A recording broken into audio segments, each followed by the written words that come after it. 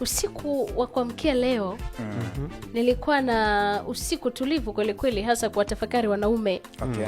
Mwenyewe ulikuwa mwenyewe unatafakari? Mwenyewe. Nikajikuta na mshangaa sana huyu Mungu ambaye ameomba hawa viumbe. Ndio. Viumbe nyie sasa. Kiumbe mwanaume. Ndugu zangu, mnapata gapi hela? Da. Pesa mnatoa wapi? Unajua kwa nini nashangaa? Najiuliza maswali mengi sana. Mtanijibu jamani, mtaniambia vyanzo vya mapato ambavyo pengine sisi wanawake tunaweza tukawa hatujui. Huenda Mungu naye aliweka hii kwa wanaume kwamba pamoja na kwamba anaweza kuwa anatafuta kwa utafutaji ule wa kawaida wa kuonana, ila labda Mungu hufanya mambo mengine sirini ya kuwapa hela. Mwanaume anaombwa hela na mwanamke wake. Okay. Mwanaume anaombwa hela na baba na mama yake. Mwanaume anaombwa hela na wadogo zake. Mwanaume anaombwa hela na ndugu jamaa na marafiki. Yaani, oya mwanangu ninulie basi hapo shoti moja. Alafu nasema sasa, mwanaume wenzangu ameniambia ninunue, mwanaume mimi nakataje? Ananunua. Hapo kaombwa na watu wote hao. Lakini bado kukiwa na michango mbalimbali utasikia mwanaume. Si hivyo tu, hata kwenye viingilio kwenye mashughuli mbalimbali utashangaa wanaume kiingilio ni shilingi 10,000, wanawake bure kabisa.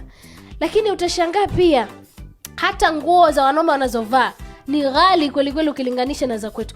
Wanaume mnatoa wapi hela? Na bado huyu mwanaume ana wake wawili labda, ana michepuko 3 na wote wanapata huduma. Na wote wanahudumia. Jamani, mnatoa wapi hela? Mimi nawaogopa. Yaani kuna wakati naona nyie sio viumbe wa kawaida.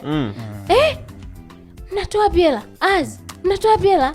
Kiukweli Mungu anatusaidia, hata muda mwingine sisi wenyewe huwa hatujui tunapata wapi hela. Unakuta tu umesolve jambo ambalo wewe mwenyewe ulikuwa hata unaelewa umesolve vipi, na umesolve jambo la hela na haukuwa na hela. Hela tunatafuta kama hivi, tuko kazini tunapata hela, lakini tunajua kazi pesa za kazini peke yake hazitoshi.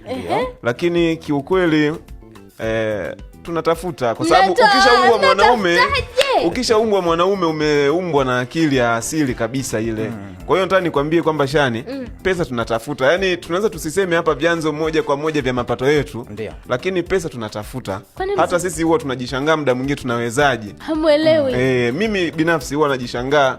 Kuna mwezi huwa unapita, mimi huwa ni mwezi mgumu sana. Ndio. Ukiona jinsi ulivyopita pita hapo umetokea huku, basi huelewi, unamshukuru tu Mungu, ila umepita. Umeona mambo hayo. Kwa hiyo sisi wenyewe hatuelewi muda mwingine pesa tunatoa wapi. Nakuta hatuna vyanzo vingi vya mapato.